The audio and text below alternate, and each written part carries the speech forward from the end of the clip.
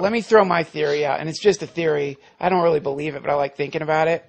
What if UFOs looked like those pyramids, and fucking UFOs landed for a little while and gave them all their advanced technology and gave them all the crazy shit, and then flew off?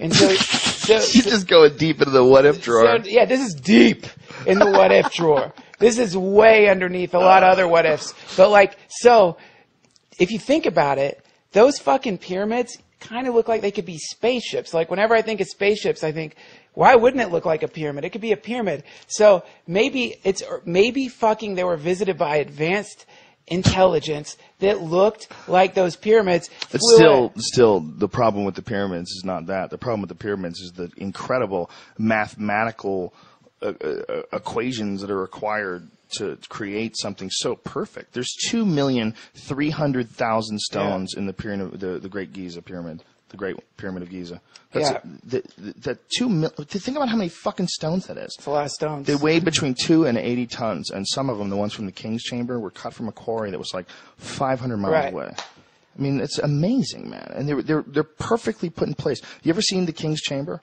You know, where in the Great Pyramid? It's insane. They don't have any idea how they built it. They have no idea how they got these incredibly large stones cut so perfectly and so smooth. And they found bore marks in the sarcophagus that is from a diamond bit drill. Right. So it's like shit that we have today. What's that called? I'm sorry to cut you off.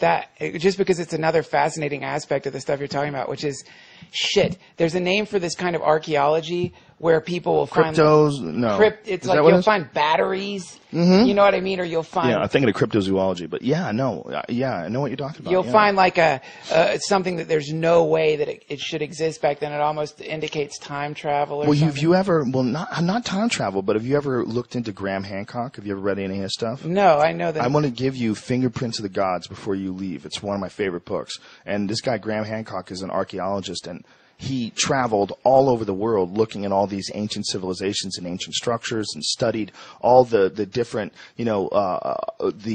different cataclysmic event stories that every single religion seems to have that are in the Epic of Gilgamesh and in the Bible. And what he believes is that somewhere around 10,000 years ago, there was some event on Earth, and there was a super advanced civilization that existed before that. Yeah. And we have been around a lot longer than we think.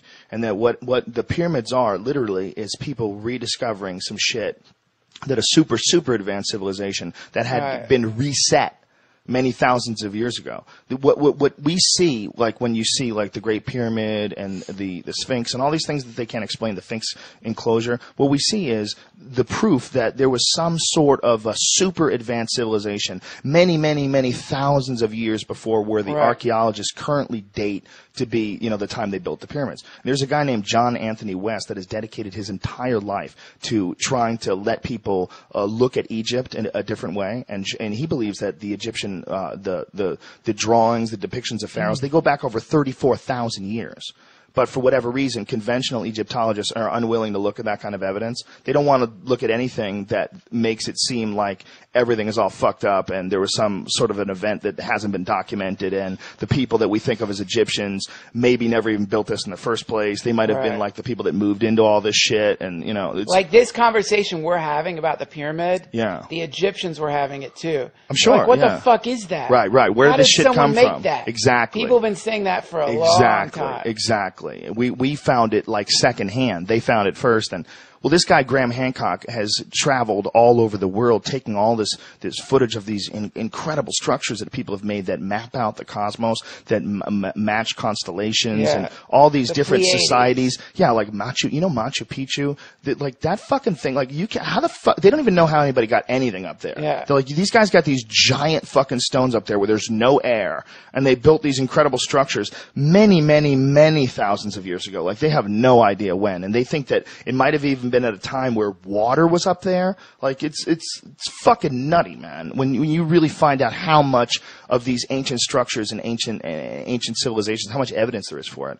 But when they start bringing this stuff up to conventional archaeologists, they always say, well, where's the evidence for these cultures? Like, that's what they said about John Anthony West when they brought up the water erosion marks on the Sphinx. You familiar with all that? The water erosion on the Sphinx is due to thousands of years of rainfall. The problem with that is the last time there was rainfall in the Nile Valley, it was like 7,000 BC. Yeah. So that puts it like way, way, way outdates it. Way past what we think of as Egyptian civilization. Egyptian civilization we think of around like 2,000, 3,000 BC.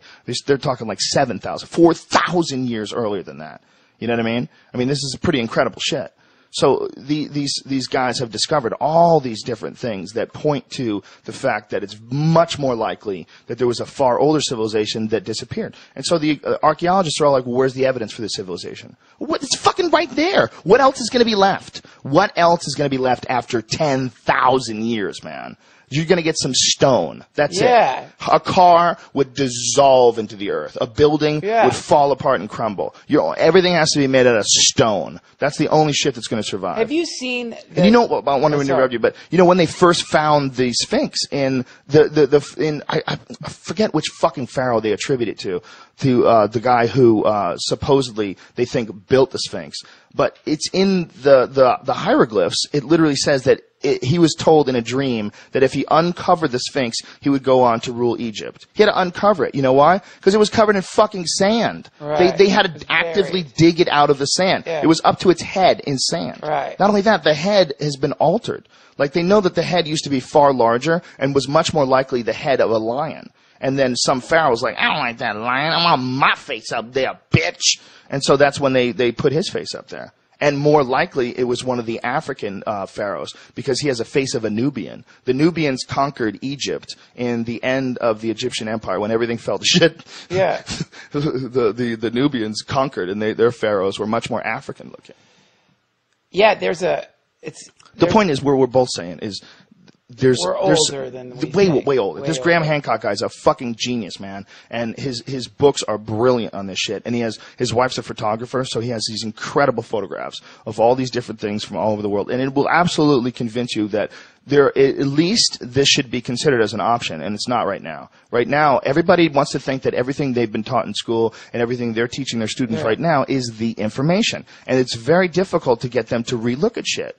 These motherfuckers that won't look at the Sphinx, I mean, there's water erosion. Every single geologist who looks at that says, this is water erosion from thousands of years of rainfall. And then they have all these other guys that are like, no, it can't be, it's impossible. That's never been a problem for me, imagining that we're a super right, old but for species. them, they've been teaching this shit. They've been teaching Tutmosis III did this at this time, and he built this pyramid, and, you know, they don't know, though. That they really don't know. It's guesswork. There's a shitload of guesswork. Yeah, that's always really amazing to me when archaeologists get very specific about something that was a really long time ago. And then he said to his troops, you know, whoa. How the fuck do you know what he said? I can barely remember what I ate yesterday for lunch.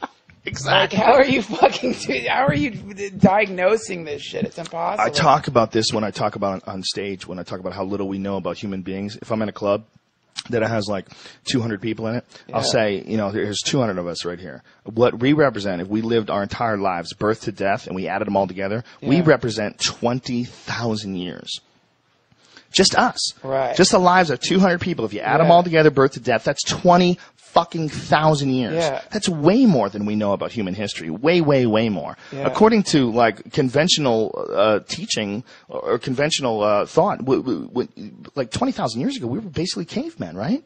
I mean, we wore animal skins and shit. Like when they find those frozen dudes, how old are those dudes? I have no idea. It's like 30,000 years ago. They're like wearing skins and shit and throwing spears with rock tips. Like that's as good as it got back then. Right. 20,000 years, just 200 people's lives.